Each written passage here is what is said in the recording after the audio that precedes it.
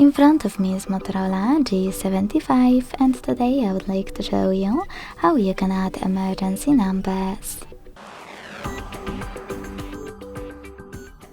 Begin by opening Settings and scrolling to click on Safety and Emergency. Then tap on Emergency Contacts, select Continue As or Use without an account. Hit Add Contact and tap on your contacts app you wish to use. Then select Just Once or Always.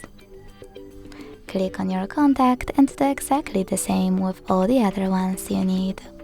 To delete one of them, use this X next to the one you wish to get rid of and confirm your choice in the pop-up.